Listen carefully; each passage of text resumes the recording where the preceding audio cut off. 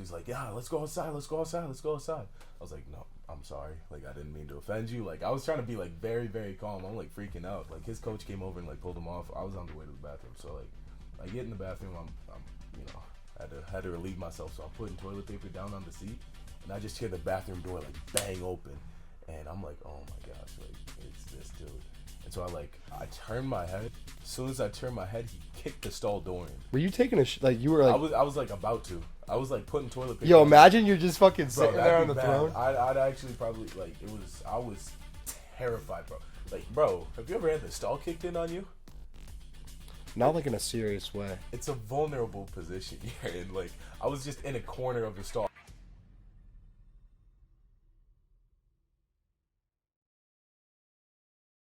Welcome to the Diesel University podcast. I'm your host, Maximus Matuccio, and we have a very special guest here today.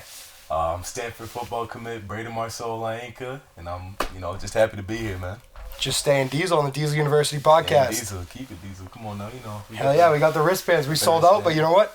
We just ordered 600 more. Shipment coming on soon. the way. Shipment on the way. Soon, I ordered express shipping for Friday because we're going to UMass Amherst. Gonna be here. You going to UMass? Yeah, we're going to UMass Amherst. And we're going to Drip King? Yeah, we're going to meet Drip King. Okay. And we're going with the sign that says Drip King is Diesel. Drip King is Diesel. Drip King is Diesel, and he's going to be on the Diesel University podcast very soon. And that's the plan. Stay tuned for that shit, because honestly, it's on its way. I'm telling you. That's dope. I got some questions for you, though. That's it. Let's get to it. Talk a little bit about your athletic journey from the first time you ever started playing sports. We ask all of our guests the same question. Okay. I'm talking like from when you first like took your first. First football memory. First like athletic football anything memory is it was like fall of probably 2010. It was me and my brothers. It was like Sunday afternoon. We were watching football. They were watching football. I was like playing with my Legos, my army men, whatever. And I remember distinctively my brother Trevor said like, Braden, look up. I want you to watch this real quick. And I was like, whatever, I'm a little kid. I'm not really interested. Like, you play with the Legos. Yeah, exactly. I'm having fun. And so I'm like, all right, whatever. So I look up, and it's Cowboys-Eagles, and DeMarcus Ware, he hit like a crazy move and got a sack. And I was like, hold on, maybe that's for me. And my brother was like, I think you could be a great defensive lineman like him one day. And I was like, I remember like those words so vividly, just stuck with me forever. And so that's like my first football memory. And then like I remember like my brother Trevor always running like drills with me in the backyard. We ran that veer option, just messing around, having fun in the backyard like brothers do or whatever. And then he played football at Fair State, one like the best D2 programs in the country. Where's that at? Michigan. Okay. It's in Grand Rapids, Michigan.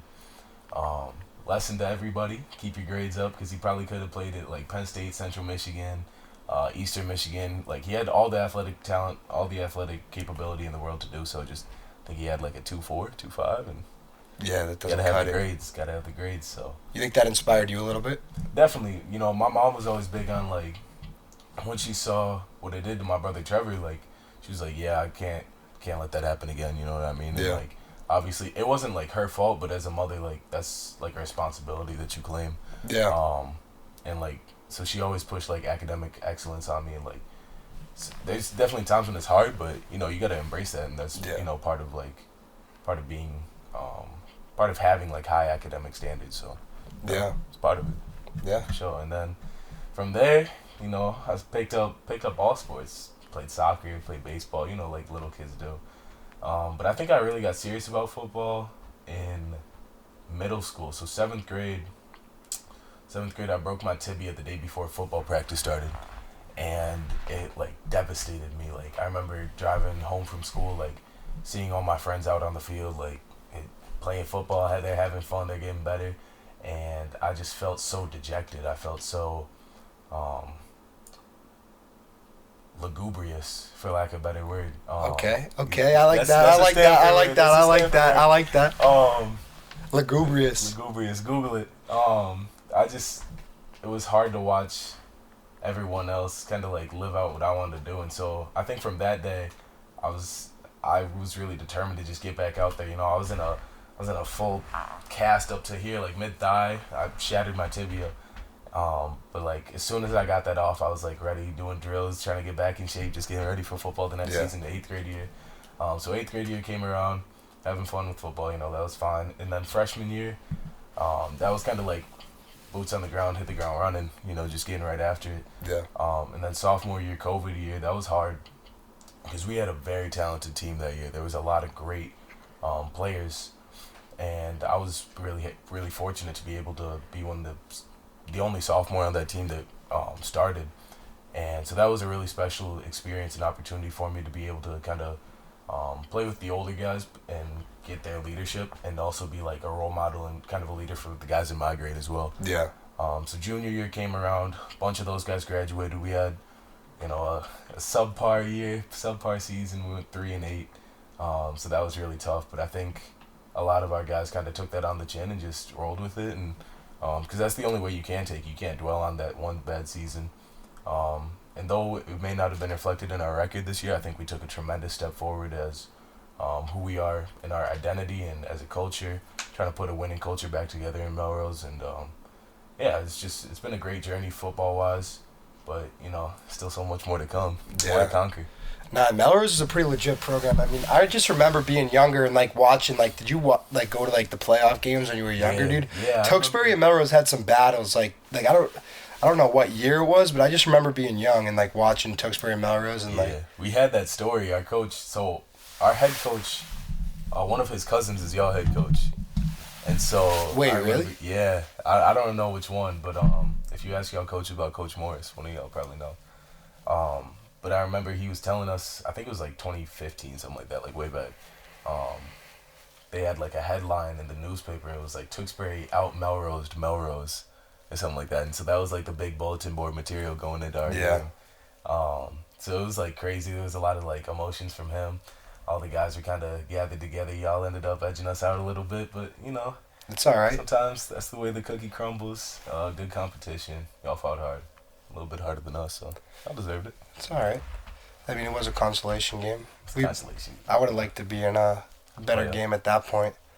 But you know what? Shit happens, and you make the best out of the opportunities that you get. Facts. Take it on the chin, keep moving. Yeah. The only way you can do it. Yeah.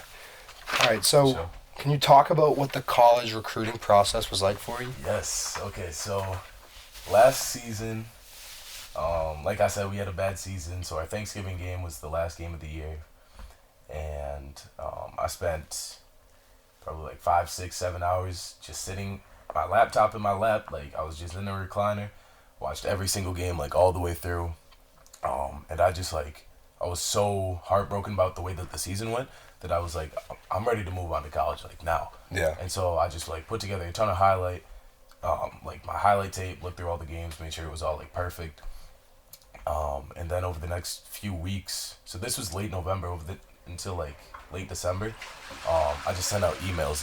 Yeah. I sent out 477 emails in a week. Damn. College coaches, D1, D2, D3, NAIA, JUCO, anything I could. Nothing. I got 3 emails back, and most of them were automated, come to camp this summer. Yeah. And so I was so disheartened by that, and I remember this feeling, because I was emails, Twitter DMs, anything, and I got a Twitter DM, and it was from a coach at one of the prep schools here in Mass, and he was like, "Hey Braden, I love your film. How about you come check us out?" Yeah. So I was over the moon. This is the only interest I had. And it was an opportunity to reclass. I'm a little bit younger for my grade. I'm 17 years old. I don't turn 18 until September, so I'm pretty young for my grade. And so that opportunity to reclass, that opportunity to kind of have a fresh start with high school football. I'd be a junior, 2 more years of eligibility. So I was super excited about that. And I went out, I visited, everything was great. The coach was great. Their football program was phenomenal. And it was a dope opportunity. I was my paperwork was filled out. I was ready to go. And so I told my coach, I was like, "Hey coach, it's been great. Thank you for everything you've done for me, but I'm ready to move on." Yeah. It's no, hold on. My coach been coaching for 40 years. And he was just hold on, let me talk to some people, because obviously he knows people. He played college football. He has brothers that coach college ball now. He coaches, he's met people. And he was like, "Let me talk to some of my guys at UNH and stuff like that." And so he reached out, and then I remember the first college coach that came to visit me was from Brown. Okay. not gonna be able to remember his name now. But he came out, visited, and I remember I was elated that he came out and talked to me. It was like, whoa.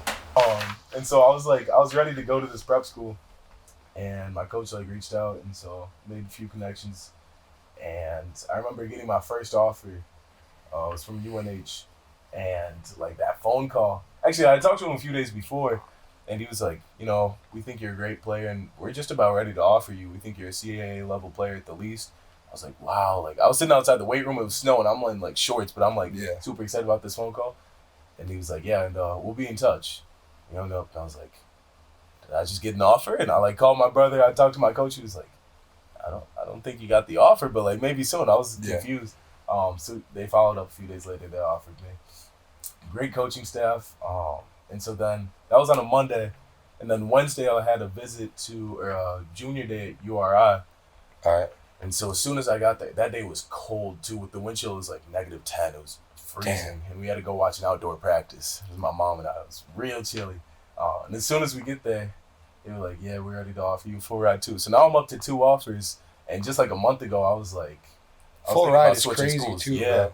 Like, it was an amazing opportunity. And so I got, at this point I had UNH, URI, and then on the drive back from URI, Sacred Heart called. They offered me. And then I got back to school because I was getting ready for track practice, and I talked to the coaches at Columbia, and they offered me. Coach Kukish, my dog, got so much love for all the guys at Columbia still, man. Like, that's still a big piece of my heart. They play a special place in my heart. But, like, they were amazing. So I talked to them, and then, like, I went on a little dry spell, and then, like, nothing for, like, 2-3 weeks. And then UMass called, and I remember like talking to Coach Albert, their D-line coach, great guy. I was like, we had a pretty good conversation. He's like, how you feeling? I'm good. We talked for like 10-15 minutes. I was like, they're not going to offer me their FBS, it's high-level football. And at the end of the conversation, or like towards the end, he was like, man, we're going to offer you full ride. And I was like over the moon. I couldn't even believe it.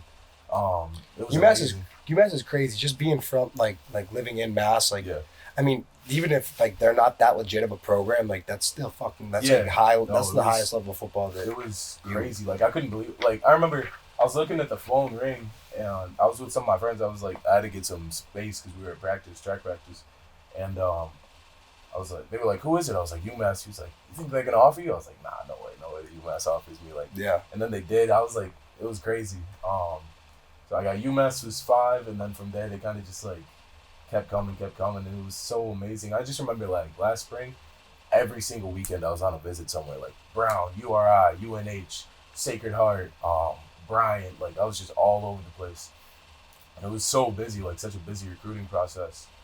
And like during this whole time, I was talking to Harvard a lot, and I was feeding to get that Harvard offer because that's crazy. Yeah, that's hard. Stay close to home. I mean, it's Harvard. Like I don't really gotta. Especially because like you talk about how your brother could have went to play at a higher level just because his academics, like how rewarding would it have been for, or as it already is, because Stanford's just up there with them. But like you must have thought in your head how rewarding it must have been for your mom. No, absolutely. I mean, just having like the academics to get there, because I mean it's tough to get into Harvard, like regardless as an athlete, right? It was very like validating, I guess, to see that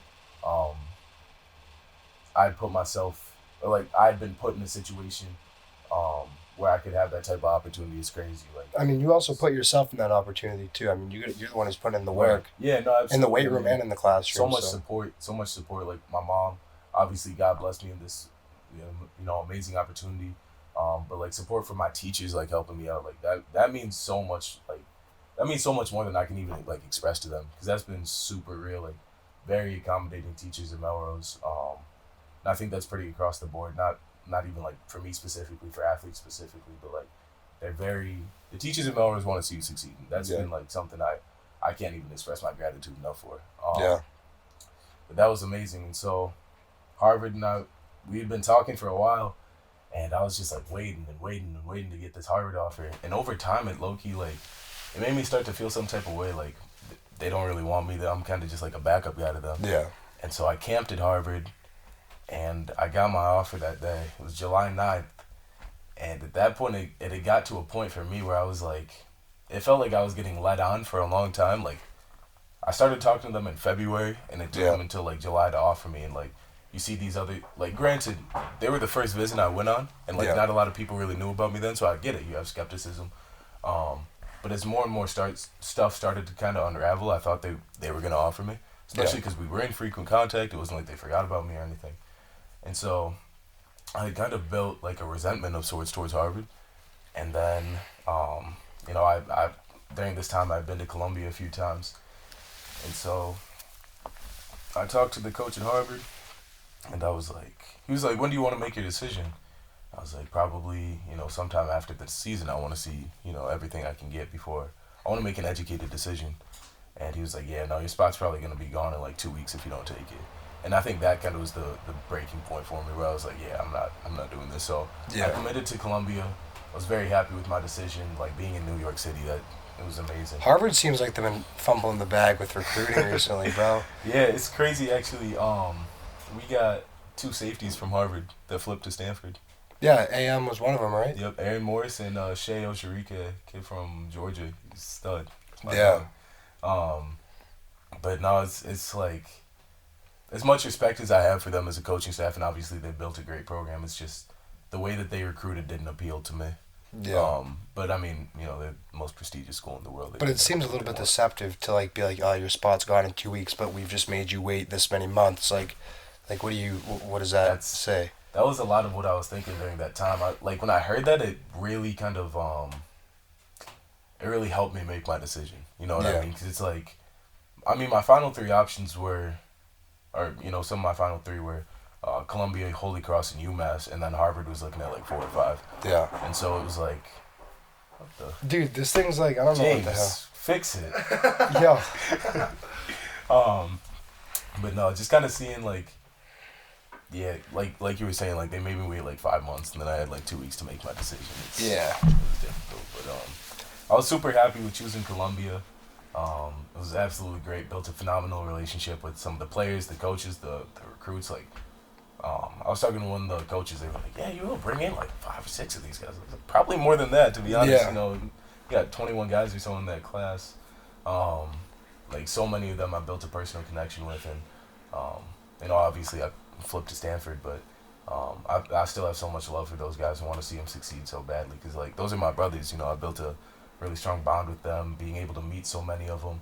Like Amari, kid from Springfield Central that committed there, Mikey, kid from St. John's Prep, and Jaden, the mass guys.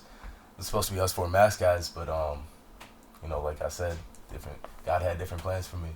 But so many guys from across the country, just phenomenal class. I think they're going to be really good. Yeah. I think they, like, seeing some of the other Ivy League classes, I think Columbia in 2-3 years is going to be very, very dangerous. Yeah. So I still have a lot of love for those guys. I want to see them succeed. But in late December of 2022, this past year, I had a couple Stanford coaches follow me, and I was like, it's kind of weird. Like, Stanford, like, I'm already committed, like, whatever. Yeah. And so I talked to Coach Kalaji, and he was like, hey, Braden, give me a call.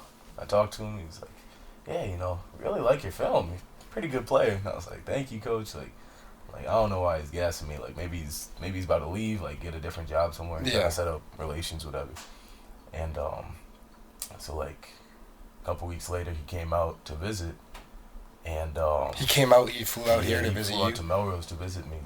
Or he flew out to Boston, came to Melrose to visit me personally, and he was like, I think it was kind of just an eye test thing, like wanting to make sure I was about my size, whatever. But we did like a wingspan, like him and I. My wingspan was a little bit longer. Is he a big? Did he get? Played 6 years in the NFL. Okay. He's a big dude. Okay. It's like, if I had to guess, right now he's probably like 6'5", 310, but he's very, very strong. He's got like grown man strength. Spent some time Vikings, Cardinals, Niners, and Giants. But yeah, he's a dog. He's a big dude. He's probably 310 at maybe 15-20% body fat. Probably closer to 15. Damn. Is he an older guy or young? 30s, 40s. Okay, that's not that bad. But he's a great coach. I definitely love Coach Kalaji, or Kalozie, however you want to pronounce it. But all the coaches there, Coach April was great in recruiting me as well, and Coach Taylor, that's a guy you want to buy into. Yeah. That's a guy you want to buy into. Like, he had a crazy turnaround when he got to Sacramento State. I guess they weren't, like, from what I've heard at least, they weren't, like, a great program. And then he led them to, like, 2 Big Sky titles. Like, he's just, Yeah. he knows what he's doing. He's a great coach. And, like, meeting him, he's a very genuine person, too. And he's going to, Yeah. like, he's going to shoot you straight. He's very honest. Like, that's the type of Unique coach I coaches want. like that. Yeah, exactly. Yeah. But they're building a winning culture, and that's something I want to buy into. And, you know, they're doing a good job of it. Like, my Yeah. recruiting class, too, got some dogs. Yeah. Got some dogs. Like, just the guys in the group chat, like, I watched all their film, watched all their huddles. Like, Got some they're dogs. legit. They're legit. Yeah. Yeah. Shout out my dogs. I got some more questions for you too. Let's get it. So, how did you prioritize your academic pursuits in your college recruiting process? Yeah. I wanted to go somewhere where football and academics would have a nice blend, some good parity there. Holy Cross was my second option, and I loved Holy Cross. Loved Coach Della Giacono there, phenomenal coach. Honestly, like, very, very transparently, probably, if not my favorite, like, one of my favorite coaches, like, just ever. Just amazing dude. Did an amazing job recruiting me. Coach Chesney and Coach James did a great job there as well. But, like, their football program was very, very high level. They're one of the best FCS programs in the nation. And so that had a super strong appeal to me. But I was thinking, like, if something happened where football wasn't a part of my life, where would I have the most success? And, like, Holy Cross is a very good college, very good school, but it wouldn't give me the same in as, like, an Ivy League school. So that that was one of the reasons that I had narrowed it down to Columbia, because having that, it was great football. I love the coaches there. Great location, New York City, like, the heart of Manhattan. You can't beat that. And then, of course, I mean, it's Columbia University. It's great education. Yeah. So that was the biggest reason that I chose Columbia. And then flipping to Stanford, like, it's Stanford. Yeah. You know what I mean? It's like they have the best psychology program in the nation for the past, like, 70 years. That's what your major's gonna be? That's what I'm looking to major in. Everyone goes in undeclared, but okay. I'm probably trying to do something with psych. That's everybody, like, completely? Yeah. There's gonna be a method to that too, though. Yeah, I think they kind of just they don't want anyone going in, like, closed-mindedly, I think, is probably the biggest part of what it is. That's gonna be a more effective approach to education. Yeah. No, I mean, bro, doing something right. You ask these 18-year-old kids to decide their future, Right. like, right away. I think there's some value in going in undecided just in general. Yeah. No, but, absolutely. like, I feel like I personally have, like, a general idea of what I want to do. But, like, if I went into a bunch of gen ed classes my first year that was, like, adapted to kind of giving me experience on, like, what I want to do, then that might be more effective. Like, I could discover something that I never really considered an option. Right. So there's, I mean, obviously these Ivy League schools are doing it the right way, and I don't know, it seems like some other schools could take it out. Yeah. No, I like what you said a lot. Like, you don't know what you don't know. Exactly. So, like, there could be something at Stanford. Like, I could go in and take some class. It's like, whoa, this is amazing, and it has, like, an amazing career opportunity, and I didn't even, like, know about it. Yeah. You know, so there's definitely a lot of value there, like what you say. Yeah. For sure. All right, let's see what we got here. So, obviously, you have to be an intelligent kid to get to Stanford University. Right. How do you think that your ability to retain information has benefited you on the field? Yeah, I love or even on the mat in wrestling. Yeah, we can talk about some wrestling too. I think it's a little bit different in wrestling and football. Like, football, I will watch probably 20 to 30 hours of film a week, like, going into a game. Everything, like, quarterback keys, running back keys, offensive line keys, like, everyone on the O-line too. And I think that's kind of helps with some of my success in football, or at least, you know, been a part of it. Being able to know kind of what everyone on the field is doing, not just myself, because that was a big piece of some of my struggles junior year. I was playing selfishly as a defensive lineman, and, you know, that's when you get, like, greedy eyes looking in the backfield. You kind of, you're analyzing, you're overanalyzing, and then, like, you're thinking too much. You're just trying to get to the ball, and that's how you end up messing up plays. But I think this year my game matured in the fact that I was willing to trust my teammates a lot more. Granted, I love the group of guys that I was playing with. It was mostly guys in my grade that started all year. And so we had developed a really strong bond. So I think a lot of our successes came from trust as well. But I think like being able to watch so much film, you know, I could see keys. I know what this guy's doing. I know what plays to put him on his neck on. Insert clip. Insert clip. Insert clip. Insert clip. Insert clip. But no, just like having that. So did you watch film, like a lot of film before our game, even though it was a consolation game? Yeah, I still like I was saying to you earlier, like off camera, like I'm super competitive. I want to be able to have success in whatever I do, regardless of, you know, the circumstances. But yeah, I still watched a ton of film. Biggest things are like guys give it away a lot, are like pass set and run block, or pass set and down block. You see like offensive linemen, especially like I'm an offensive lineman, like I get it. You kind of your eyes start to wander a little bit more, and so great offensive linemen, like they'll switch up their keys a lot. So you know sometimes they'll be heavy on their hand in like a pass play, and it like throws off the defensive lineman. But at the high school level, like you're not seeing a lot of guys that are really doing that. Yeah. So I think that was massive part of my success was like watching film, and then on the wrestling mat, being able to feel leverage was probably the biggest thing. But also with that, like I haven't, besides the St. John's heavyweight from last year, Charlie Smith, good wrestler. I've never lost to the same kid twice. Yeah. Or I've never lost to the same kid multiple times without beating them, and so I feel like being able to kind of gauge that and like know how they wrestle, kind of put that in the mental cache. That's definitely helped my success a lot as well. Yeah. For sure. Definitely. So, going beyond football, you've also excelled in the sport of wrestling, most recently becoming a state champion. How do you think your experience with wrestling has aided your development as a football player? Great question.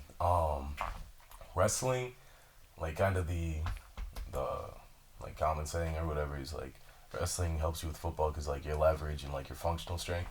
Didn't realize that until like last year. Like I picked up wrestling last year, had some success there, but it's helped me with leverage so much. Just like feeling the way the blocks are coming, feeling the way that you know, people will read you differently or whatever. Like feeling as an offensive lineman, feeling the way the guys are gonna pressure into you, knowing when to kind of snap them, just like snap down in wrestling. On defensive line, like I played a lot of D-end, D-tackle too sometimes. When guys start to lean, you get that leverage, you just push, pull, or whatever it is. So much success with those moves. I'd say those are probably like my highest percentage moves, even though I didn't go to them as much. But when I was going to them, they were pretty automatic.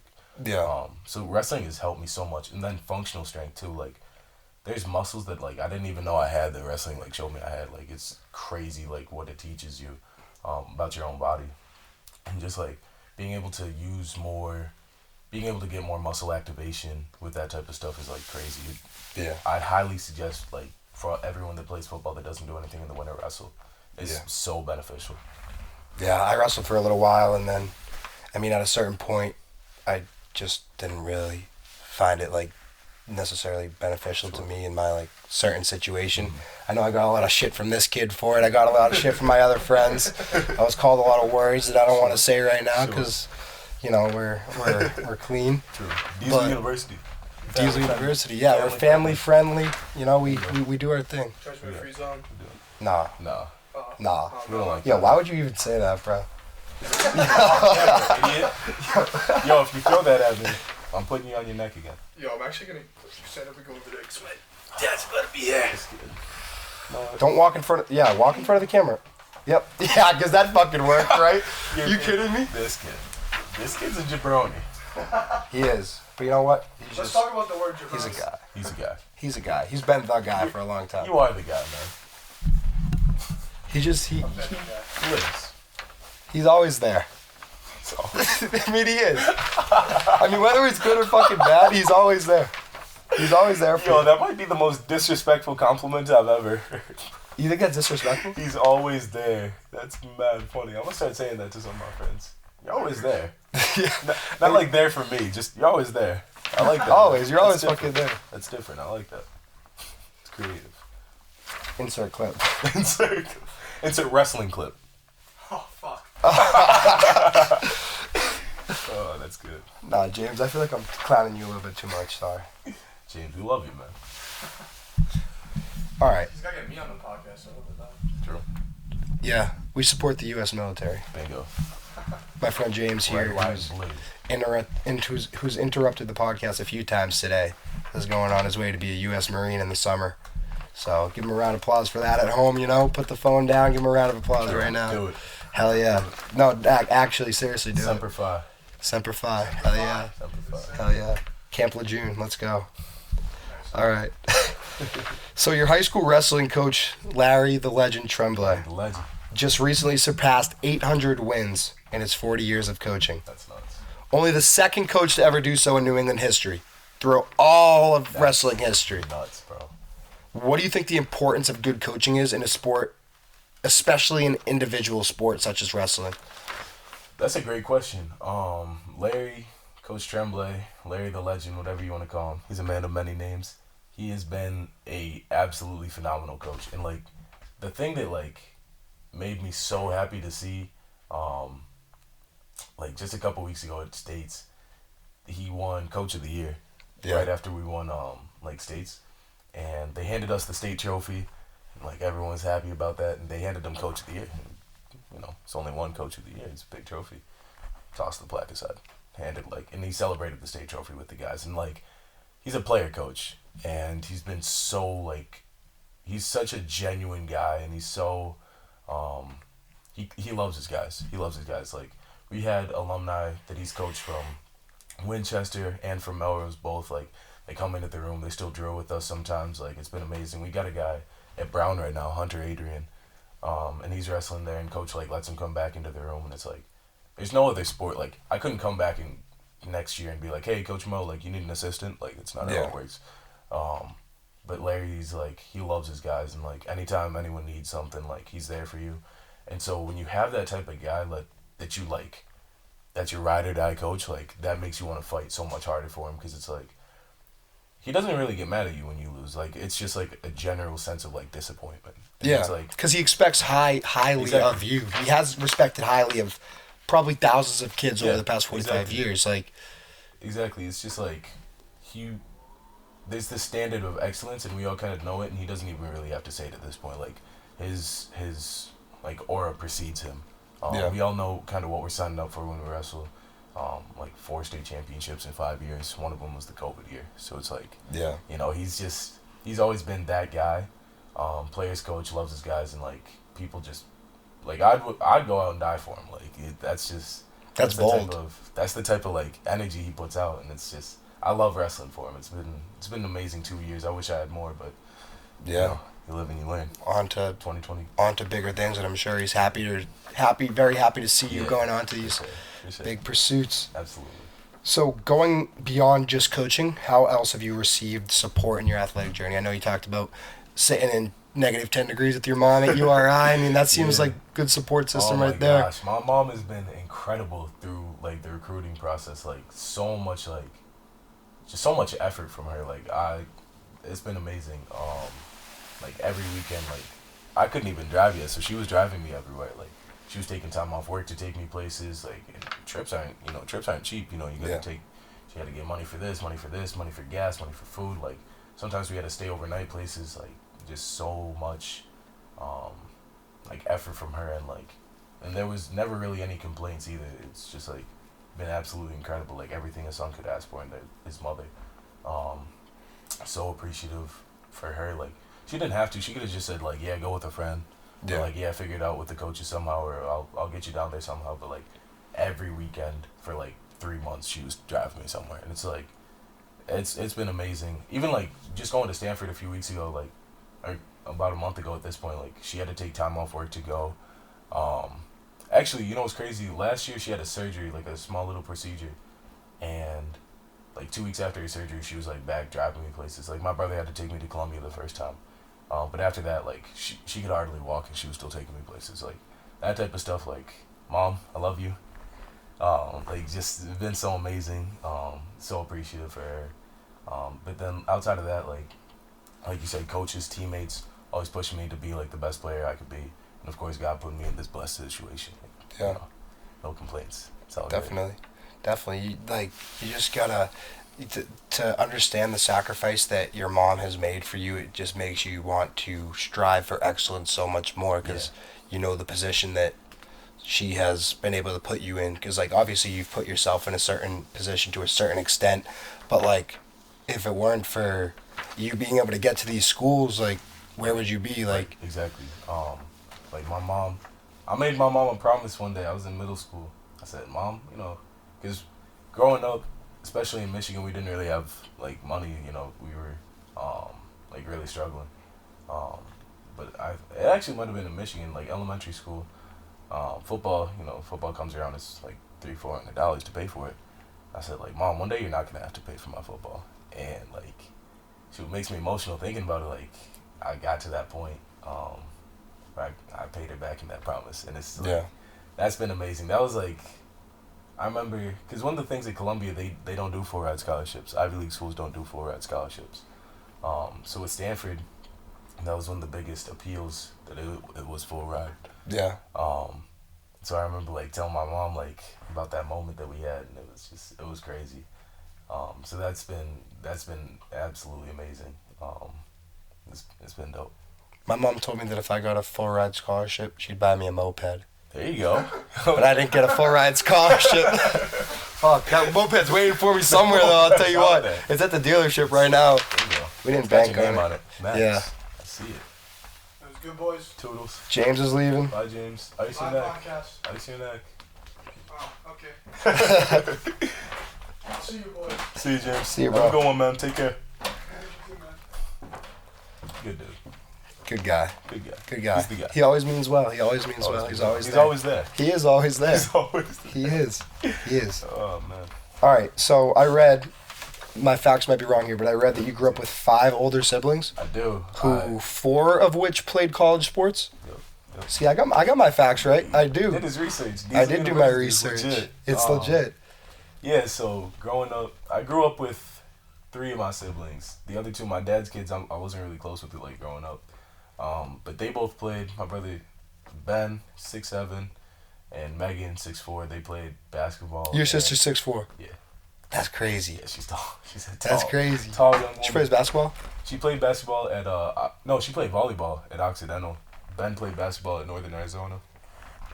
But yeah, no, they're tall people. Yeah. Tall people. They, after college was done, they didn't play sports, but I mean, none of my siblings did. But so those, I was never really close to those 2. But then growing up in the house, it was me, Amanda, Mac, and Trevor, and so Trevor played Division II football at Ferris State, like I was saying earlier, and then Mac played lacrosse at BYU Idaho. Okay. And it's like, you got a lot of variety, and like growing up in that type of household, uber competitive, like always a sport going on. My mom also made us all play an instrument too, so we could kind of, see all the world. All right. What instrument can you play? I played trumpet, cello, and drums. Okay. I'm out there. I can see you on the A drums. little bit of everything. I got rhythm, baby. Trumpet was my jam though for a while. Was it? I just couldn't read music. Yeah. So I feel like you're gonna be able to do that. Read music. I remember I was really good at like listening and playing it back, and then the test came, and we had to play like something that was written, and it was me and my friend who also couldn't read music, and we were just like, yeah, this instrument thing ain't really for us. But Yeah. no, it was fun though. It was a good run. Trumpet had a good run. Yeah. But like just growing up in that type of environment, it was super competitive growing up, and I think that that's what made me the competitor that I am today. Just like stupid stuff, like just walking around the house, like always became like a race, like just going to bed became like a fight, and it was just like that type of stuff. Like it was awesome. It was That's why I wish I had an older brother, because like I have a younger sister, so I'm sure she looks up to me in some ways, but like I always wanted like an older brother to like look up to and say, somebody who came from the exact same situation as me made it to this level of performance, achieved this. Right. And that inspires you to not only like reach that level of achievement, but like strive higher. Yeah. No, Because you can see the mistakes that your family made. Exactly. Like I was saying with Trevor, like his GPA and stuff. But that was always like Trevor playing college ball like that. I love you, Mac, but never really been interested in lax. But like seeing that Trevor had gone on to play D2 football, it was like, yeah, I gotta one up him. That's just that's just brotherly love. Yeah. And I'm sure he's happy to see you at this level now too, dude. Absolutely. It's super exciting, but little bro always got to one up. Yeah. Yeah, you gotta. I mean, it's the underdog story. It's the underdog story. I'm the baby. Yeah. I took a lot of nuggies and wedgies for this, baby. Yeah. Exactly. Now you're gonna get yours. Bingo. Get back. Trevor, I'm Exactly. He's coming. He's coming. All right. So sports have the ability to teach some of life's most valuable lessons. What kind of lessons do you think can be learned from the sport of football specifically? Wow, there's so many. I mean, kind of just to go with like just the classic answer, like teamwork. You know, football's the greatest team sport on earth. I'll stand by that until I die. I talked about it a little bit earlier, just being able to trust your teammates. That's played such a monumental role in everyone's success. Because, like I was saying, I said it off camera a little bit too. We had a scrimmage and they ran read option against me a few times, and I remember I was kind of like getting antsy and I was biting on one thing because I couldn't really I didn't have that same trust in my teammates is where I needed it to. But once that trust developed, we became like, instead of a group of individuals, it was like a well-oiled machine. Yeah. And there was times like when we were all on the same page, we were like an unstoppable team. I think our record doesn't reflect how good we are, or how good we were, but we were very solid for a lot of those games. Yeah. And no, obviously I wish I had more games with my brothers, but it was a lot of fun to be able to go out there and compete with them. Just like building that like unity, that bond, Yeah. and kind of seeing like, because every game's a battle, like every game's like grueling, like physically intensive.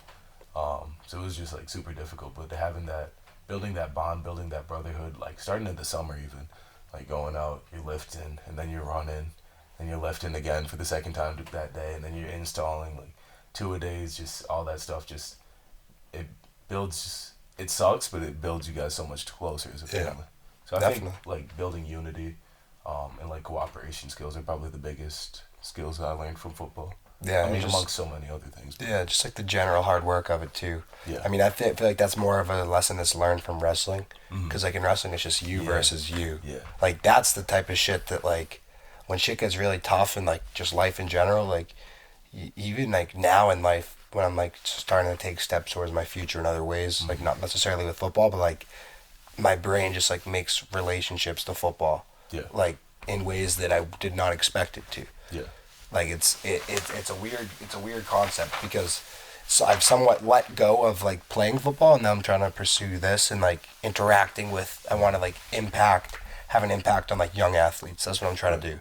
Right. Like I'm talking to you so that the 7-year-old who was in the exact same shoes as you or the exact same shoes as me can know what to do differently, because I obviously had the same dreams of reaching this level. Maybe I didn't necessarily have the size or didn't necessarily have the knowledge to, or maybe even the work ethic to get to that level. But if I had this access to this information where I could talk not even talk to an athlete like this, but just watch and like hear from an athlete like this, it would have possibly had the opportunity to like change things for me. Yeah, it's that big brother that you Exactly. wish you had. Like, Exactly. having 3 older brothers, 2 that I lived with, like seeing how, they moved, how they operated, like places they had success, places they had like shortcomings. That like, it's just stuff that you know. Like I know, like with Trevor, there's like times pretty much before I send like any text to a coach, I run it by him like, "Yo, is this good?" And it's just like having that like crutch has been so monumentally helpful, because it's like sometimes I say, this is my mom. Hold on. Hey, Mom. Oh, you're on the Diesel University podcast right now. It is. Yep, no problem. Yeah. Probably like 10 or so. Alright, cool. Love you. Stay Diesel. Stay Diesel. Hell yeah. She gets it. I wanted to make sure you slipped that in there. Real quick.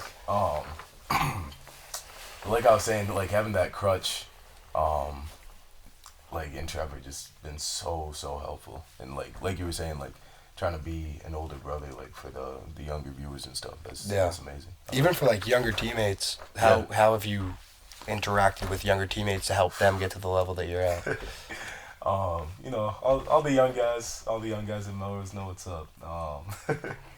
I love those guys, and I just like I wish everyone could have success in their own way. Like I don't want to see everyone like trying to be like me. Yeah. That's kind of like how you get caught up in like other stuff. But you know, I love all the guys. Every opportunity that I get, like I'm trying to help them. There's times where, you know, I get frustrated. I'm human. I'm not perfect, but I love those guys, and I want to see all of them be very successful in whatever venture that it is. Yeah.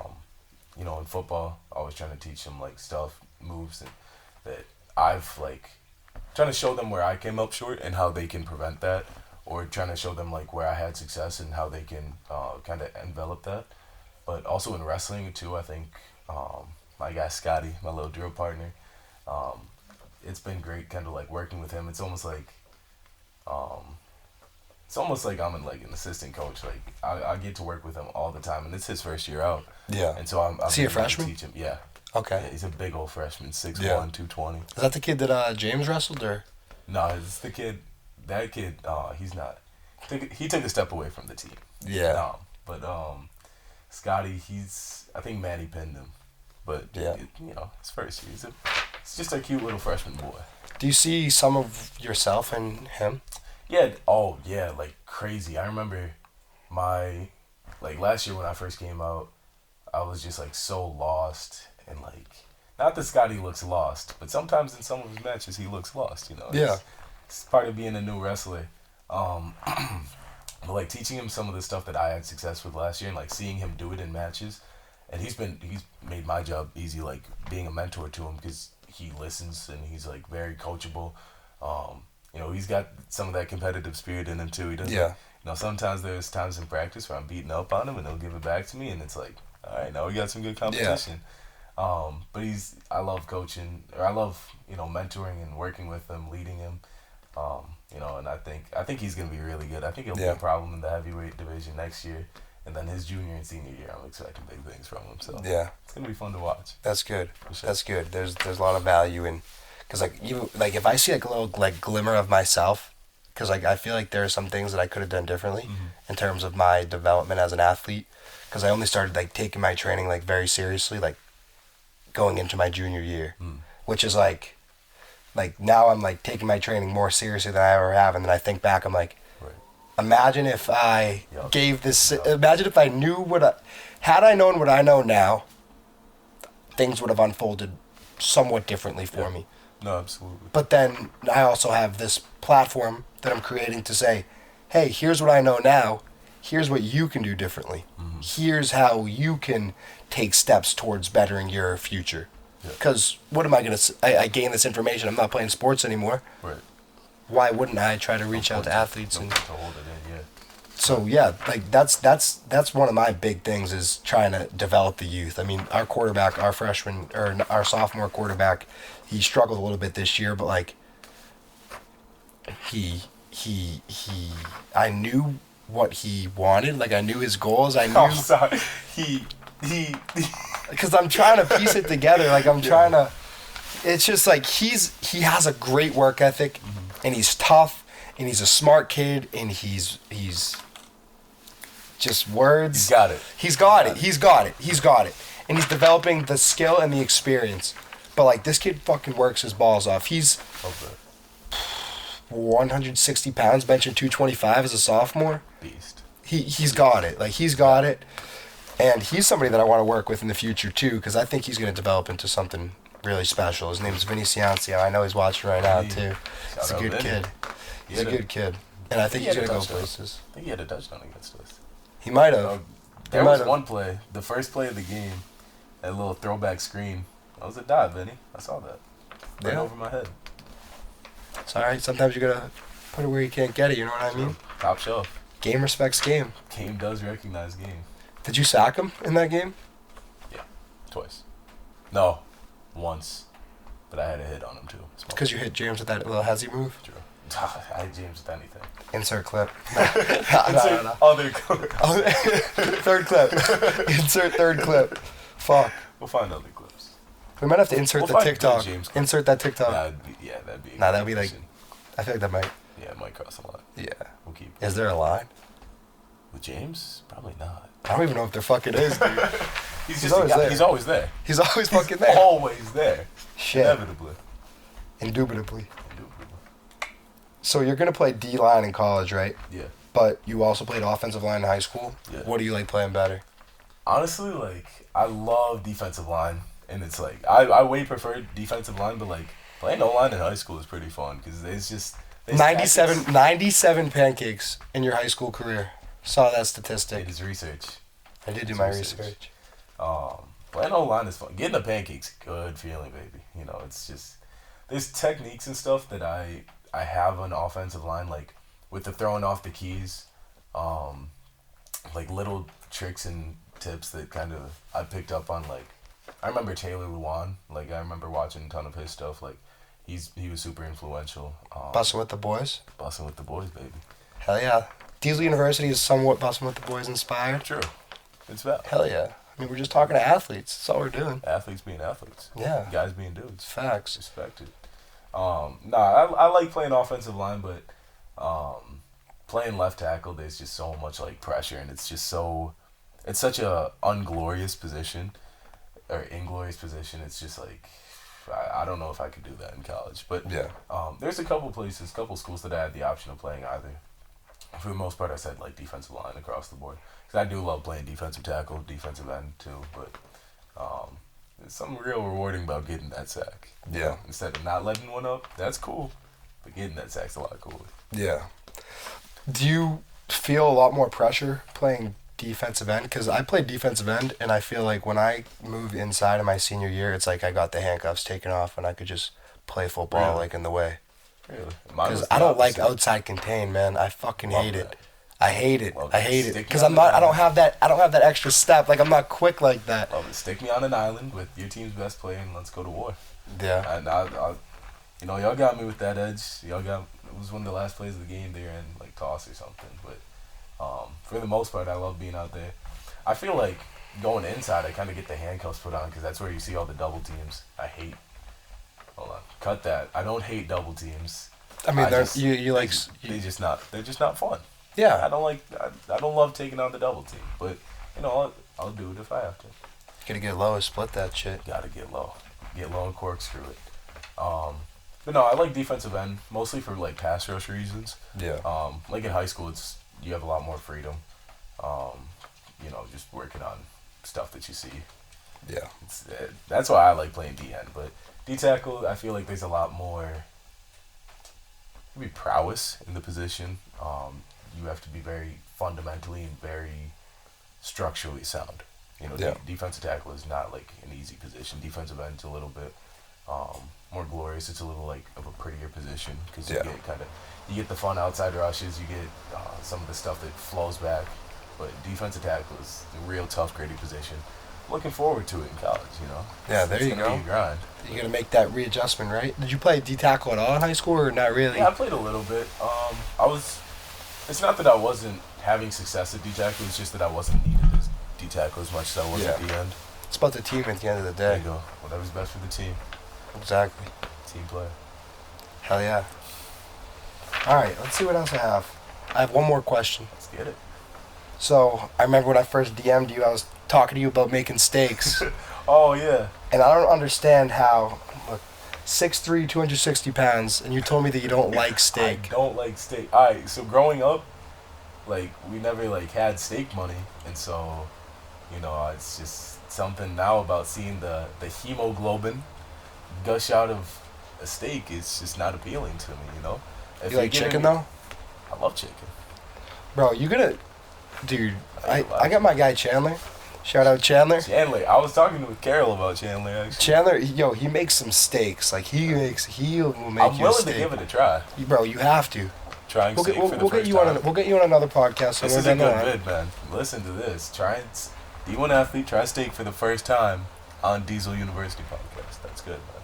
D1 lineman, try D1 steak for the lineman. first time. True. So you're telling me you've never even fucking tried steak and you're telling me you don't like it? I've had like well done steaks. Well, one.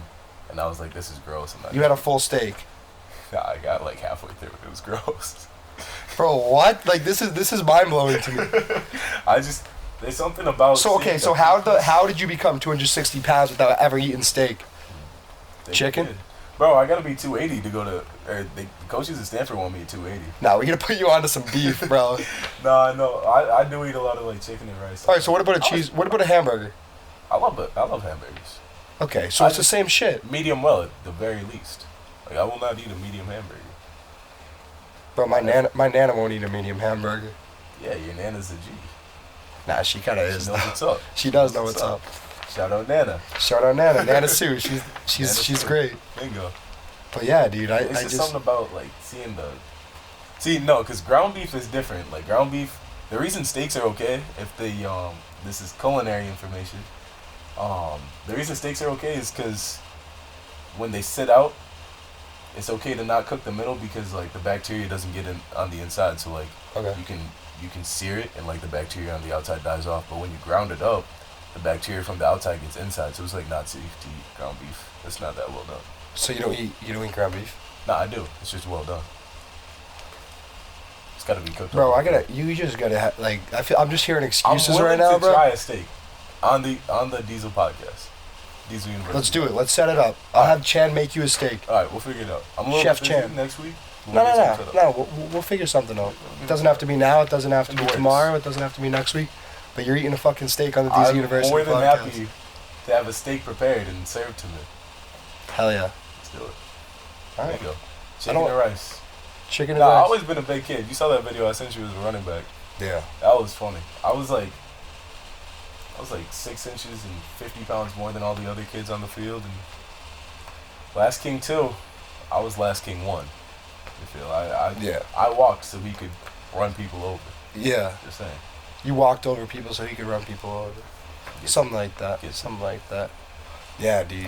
I saw that. This video's so funny. You know what? I've actually touched the football once. I've carried the football once. I've been playing football since second grade. I have touched the football once. I intercepted a pitch. That's sick. Ran the wrong way. Oh, I ran all the way to the 5-yard line. no. I think I was at like the 40-yard line, from what I remember. Intercepted at the 40-yard line. Ran all the way to the 5-yard line. Turned around. Yeah. Gained 10 yards. Got to the 50-yard Hey, line. there you go. That's not bad. I think I puked afterwards, but you know what? Shit happens. Bro, I was running gases. Nah, dude, I was doing suicides on the field, bro. That's mad funny. Mid-game. I used to be a gross running back, and then I broke my leg, actually. That was the year I had to go to O-line.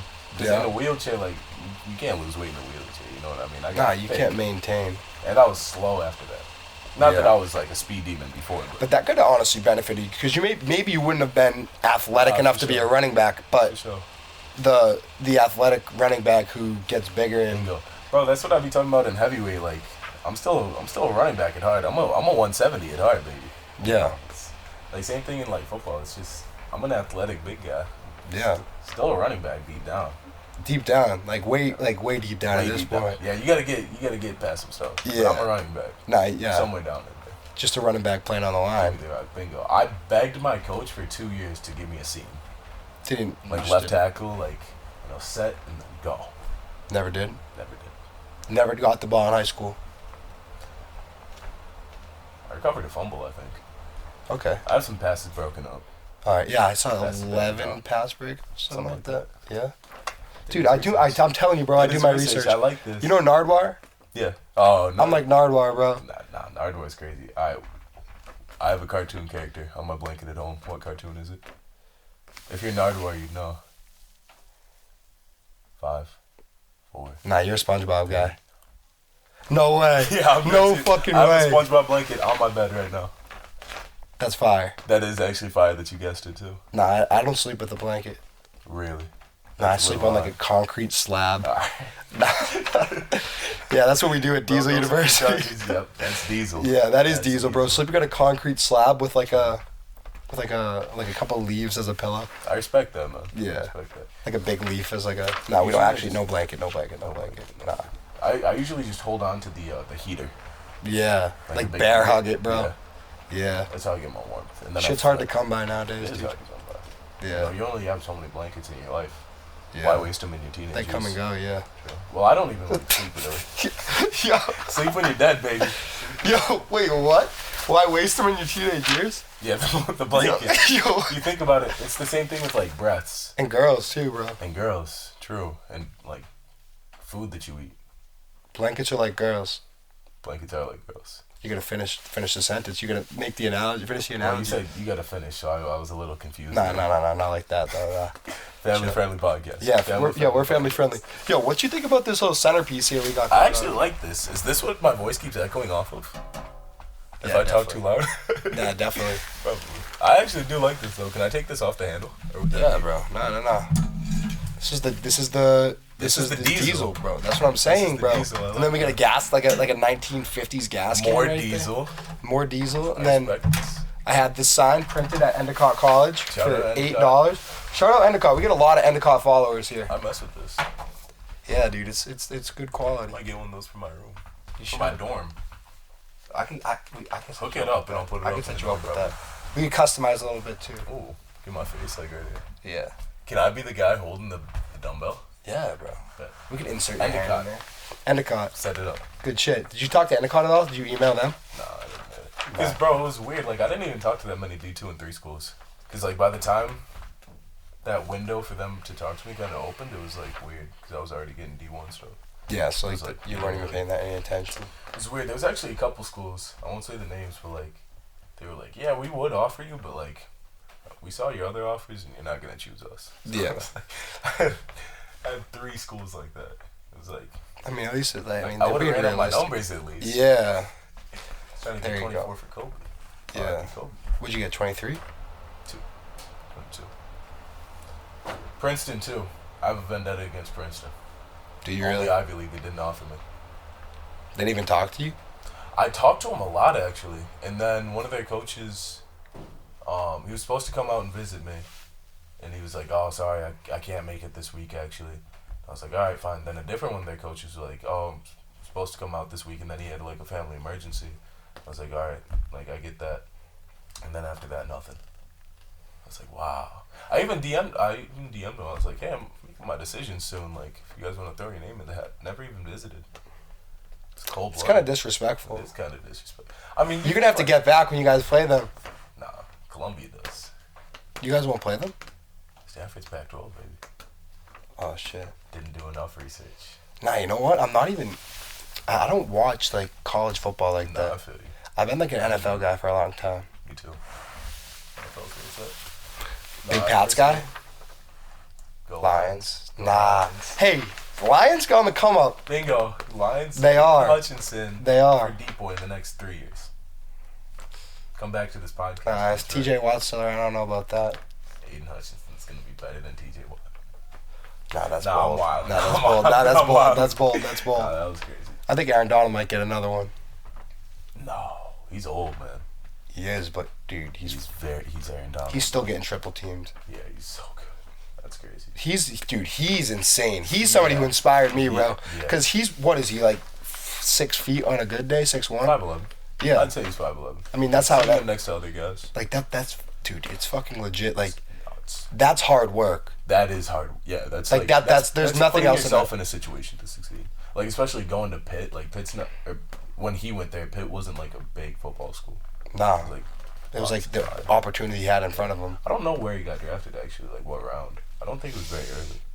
It might have No, been but for that him. draft class was stacked. Yeah, that that was is like true. Odell's draft class. Oh yeah. I think What that is was 12, Diggs. 12, 13. No, that was like Was it before that? 14.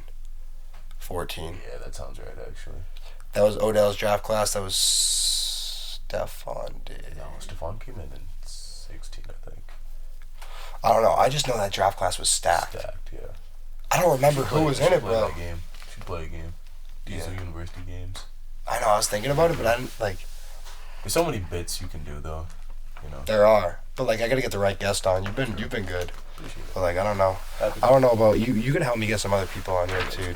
Jaden, talk to Jaden right from Alabama. Yeah, I talked to him for a little bit. I'm gonna reach out to him. I'll tell him to like. This will start a little bit of a chain reaction too. I feel like Yeah, no, I know people. It's not about what you know. it's about who you know.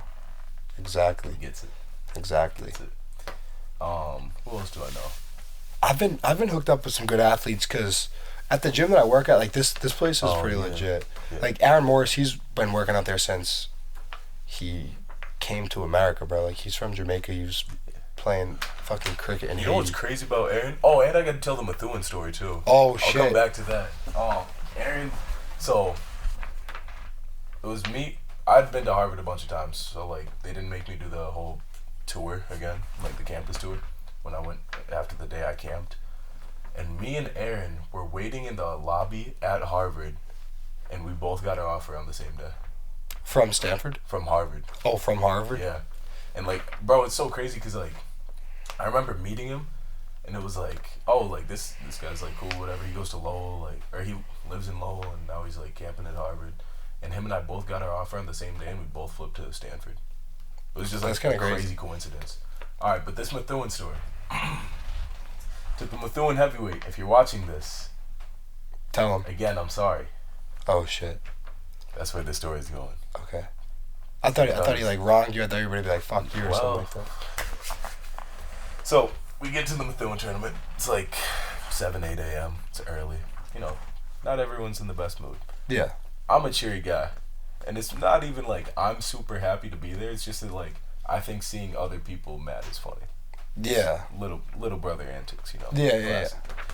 And so I'm trying to make friends or whatever. I met like the Springfield Central kid, and so I see the Methuen heavyweight walking, and I kind of bumped into him, and it was I like bumped into him. I'm like, yo, what's up, bro? He didn't like that. He didn't like that I bumped into him. I bumped him like not hard, but it was like if we were walking like this, it was probably like. Was it on purpose? Like you were just like fucking around? It was like a little like, what's up, man? Because I said like, what's up, man? As soon as the disconnect came, he didn't like that. It's like, yo, what's up, bro? What's up? And I was like, I can't. I like started to laugh. I thought he was like playing into it. I was like, nah, what's up? Like, you think you're big? I was like, no, I don't think I'm big at all. I think I'm quite small actually. He's like, nah, you think you're big, right? Like, come on, like, let's go outside. Like, oh, this, that, the third. I was like, alright, I'm sorry, bro. Like, you got it. Like, I don't want any problems. Like, it's fucking 8 a.m., bro. Like 7, 8 a.m. Like, I'm not trying to be here either. And so he's like, yeah, let's go outside. I was like, no, I'm sorry. Like, I didn't mean to offend you. Like, I was trying to be like very, very calm. I'm like freaking out. I'm very non-confrontational. Like, I don't like fights, problems, nothing like that. And so like his coach came over and like pulled him off. I was on the way to the bathroom. So like I get in the bathroom. I'm you know. Had to relieve myself, so I'm putting toilet paper down on the seat, and I just hear the bathroom door like bang open, and I'm like, oh my gosh, like it's this dude. And so I turn my head, and as soon as I turn my what's the dog doing? Yo, Dad, I'm making a podcast. It's all right. Okay, so I turn my head to look at like who this is coming in. As soon as I turned my head, he kicked the stall door in. Were you taking a like you were like? I was like about to. I was like putting toilet paper. Yo, imagine you're just fucking sitting there on the throne. I'd actually probably like it was. I was terrified, bro. Like, bro, have you ever had the stall kicked in on you? Not like in a serious way. It's a vulnerable position you're in. Like, I was just in a corner of the stall. I like started sweating just out of fear. I was like shaking, just like so much adrenaline. I was like so scared. And this coach like sprinted and he was like, stop, get up. He was like, you think you're big, right? Let's go outside. I was like, no, I don't think I'm big at all. I'm sorry. It was crazy. I remember I walked out of the bathroom like 10 minutes later and I was like talking to my coach. He's like, why are you sweating so much? I'm like, I'm really nervous right now. But no, it ended up being fine. I pinned him in the finals at that. You know, I ended up being Braun the stall champ because that's what I do. But I was so scared, bro. Like in that moment, I was terrified. I'm like, oh, he got it. Was he pissed? Like after you pinned him? Not really. I mean, it was like a normal like lose. Like he wasn't happy. Obviously, I think he just like threw his headgear and walked away. Like after he shook my hand, but it wasn't nothing malicious during the match. The heavyweight loss, like the throwing the headgear is like almost customary. I feel like classic heavyweights. Classic heavyweight loss move. Heavyweight loss. I'm trying to, actually, yeah, I did that after all 4 of my losses too. No, 3 of them. Like a slam or like a toss. So after I lost my 2 at Lowell, full slam, because those were my first 2 losses of the season. So I was like pissed. like slammed it against the wall. I was pissed, just like sat down crying. And then after I lost to the Catholic Memorial kid, I held it in until I got to the locker room, like the little side locker room, and then it was a toss. It was like a toss across the locker room, probably 10, 20 feet. So Yeah. it's a full thing. That's I was good. also gassed after that one. I was like, tears were mixing with sweat, and I just had like a pool below. It was gross. Yeah. I feel like there's nothing wrong with crying after a loss. No, that's kind of just like who I am. Like, I'm very competitive. I hate losing. Like, I can't play board games with my mom anymore. Really? Yeah, because... Where you flip the table? No, I just... Once I start to lose, I just, like, shut down. I give in to the loss, and I just will sit in my room and just listen to sad music for the day. Damn. It's like, because it's something about a board game specifically, because there's, like, nothing you can do sometimes. Like, it's just a roll of the dice or, like, the cards. Yeah. And it's just so, like, irritating, like, just having that loss. It's like, oh, it's so frustrating. I know. But, you know, I'm getting better. Mom, Yeah. let's play cards. Yeah, play cards. Or any moms. Play Oh, okay. Alright, that was Okay. good. That was No. Uh, A little bit of my Scrabble. girlfriend. I love my girlfriend. Shout out, girlfriend. Shout out girlfriend. Hell yeah. Scrabble. I'll play Scrabble. Yeah, dude. Love Scrabble. Good We word, should have man. a steak and play some Scrabble. Steak and Scrabble. With the aerial Diesel. view. Oh, that'd be good. You think you could get the camera set up there? Oh, we could get it set up there, bro. I don't care if it takes some took duct you tape. 25 minutes to set up a mic, but Bro, it's the aggregate device, bro. Like, aggregate, good word. yeah, an that's econ what it's word. called. Oh, is it? Oh. I only know that word because of AP Econ. I don't even know what it means, bro. I don't either. I was told. You're the Stanford guy. Well, actually, I have a fun little app. Yo, I think we might have a dictionary under there somewhere. No, we don't. I'm capping. Shit. This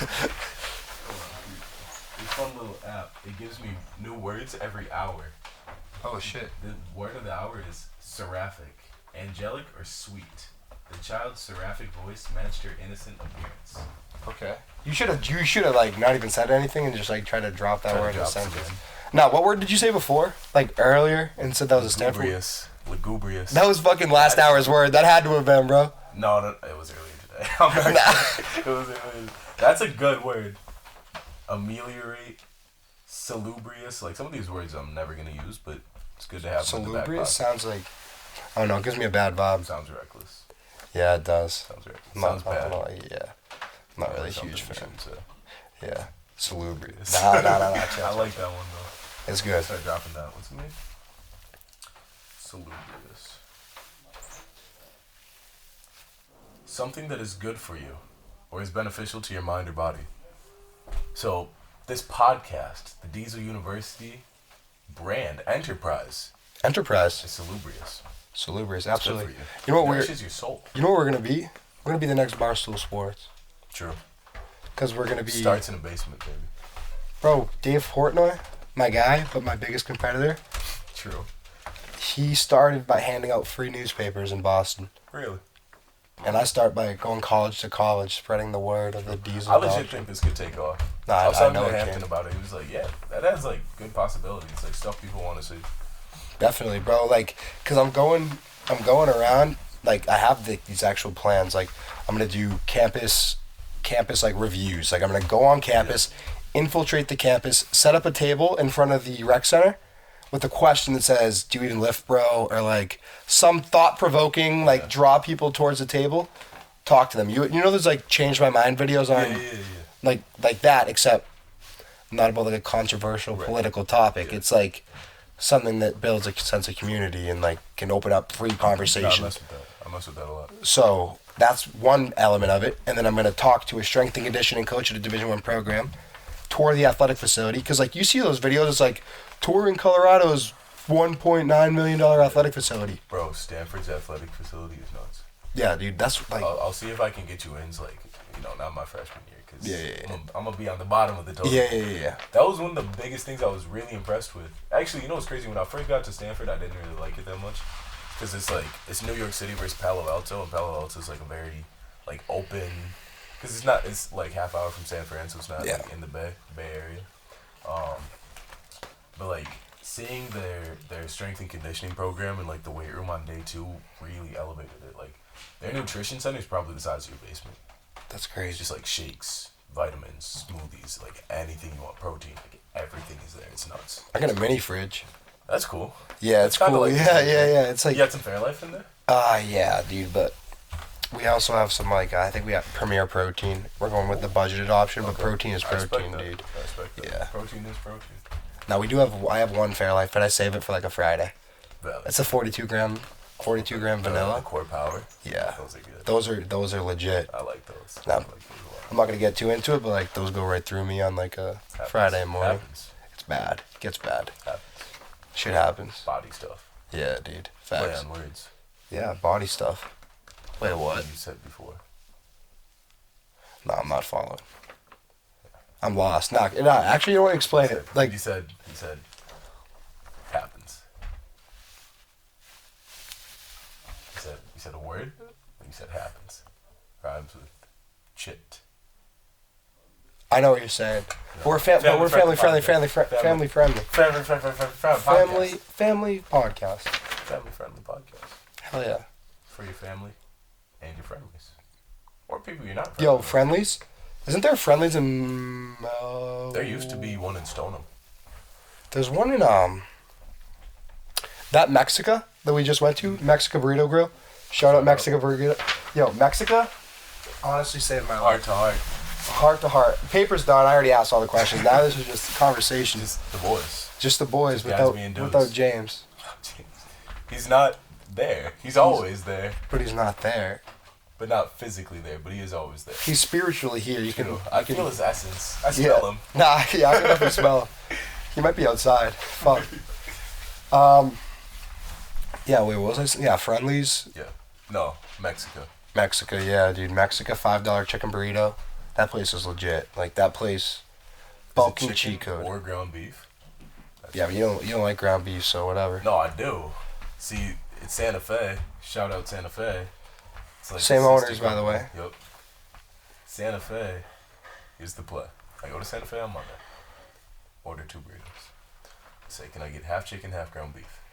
Still $5. You know, sometimes it hits, sometimes it doesn't. I get potatoes, cheese. Sometimes the tortilla strips, if I'm really feeling it. Lettuce. And sometimes corn. Okay. It's got to be in the mood. You know what? They added these weird onions to the corn, bro. I'm not rocking with You're them. not feeling it? Nah, dude, because I used to get them all the time. It used to be just corn and then like a little bit of I don't know what the hell they put on it. Tagine? Is it like the seasoning stuff? No, not the seasoning. Cause like that, I know what that is, right? It's like the red seasoning, right? Yeah. They add like some like little spice. Oh, the peppers that were in there?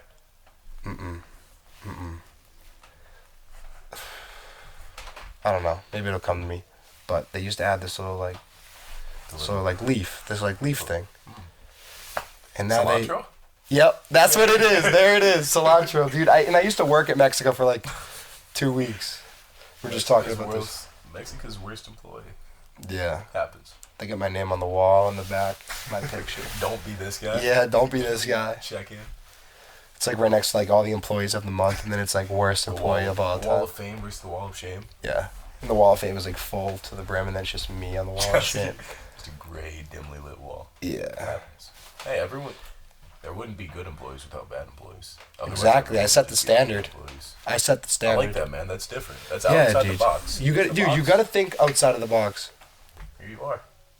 Not in the box. As a Stanford guy, you got to think outside of the box. Dude. Stanford, the Stanford man. That's like the big thing. The Stanford man is outside of the box. What about the Stanford woman?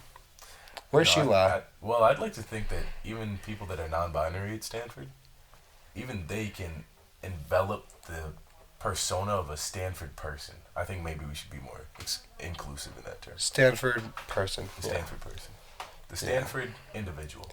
No, but I'd like to find me a Stanford woman. If you once you get there, you can let me know. I'll let you know what I can do. Yeah. Admit day's coming up, so I'm gonna be there with a bunch of the admitted students. I'll let you know what I can. I'll let you know. All right. I'll be down in Tampa too. I know you got a girlfriend right now. Yeah. Nah, I can't hit the wink as smoothly, bro.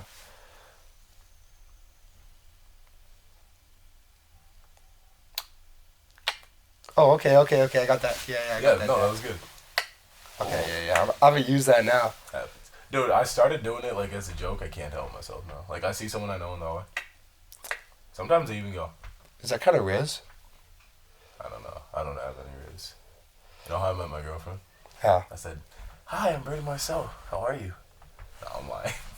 I don't even know. Oh, actually, I do. I can't tell that whole story on here, though. It's a whole thing. No. Next time. Next time. We'll save it for the steak episode. Yeah, steak, Scrabble, and chat. Now, you know what I'd love to do? I'd love to get you and Hampton and just have Chan cook you guys That'd be steaks. Hampton, I don't know if he'll love me saying it on camera, but he has back knee. Happens. When you wrestle, you get back knee. Yeah. When we were wrestling, I popped one of his pimples on his back, and it was really gross. It was really unpleasant for me. Really? Hampton, Fix it. use soap. Fix it somehow. I don't know what you gotta do. Oh, Hampton, no. I love you, man. And we had a Okay. great fight, a great bout. And I hope that, you still respect me with the same degree that I respect you. But your back knee, man, it's just, it's unpleasant to deal with. Maybe it's a tactic. It Maybe could that's be. why he's going to Nebraska. It could be. Hampton K. Cutter, very good wrestler. Very strong, very talented young man. He's also... Has James back is also on his Instagram. You see that? Have you seen that? No, I haven't. Bro, you gotta look You at that right posted now. it? Yeah.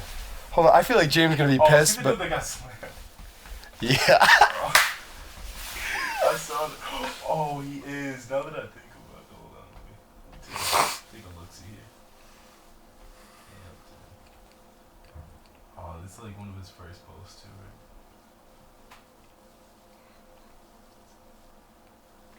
Oh, James. That's so unfortunate. Poor James, I know, man. man. We love James. Dude, honestly, we should get... I got some big ideas. We'll get James on like a military podcast. We should run him That'd through be boot sick. camp. That'd be sick. Nah, what if we... Oh, that'd be... What if we ran James? It's like D1 athlete versus U.S. Marine, and then That's we both good. ran you guys both through like a mock boot camp. I like that. That'd be good. That'd be good. I could actually Like next winter or something when I'm back. Yeah, I'd so do. next winter, like in the snow and shit. Yeah, that'd be sick. Dude, that I think that would That's a banger. I like that one. because he'll already be back. He'll be back from boot camp probably, Yeah, probably. and then you'll be back from like you'll be already like On an established winter Division break. I athlete. Yeah, true. Nah, that would be First game of the year, if I make the travel squad, at Hawaii. damn. That'd be sick. That's crazy. If You I gotta- make travel squad first game of the year, very low possibility, but is a possibility. That'd be sick. So what are you doing for training right now? Right now they have us on a program, and it's mostly just like running and like I can't even say like hit. It's just like a lot of like conditioning stuff. But then my brother sent me his workout that he did in college, so I'm on that too.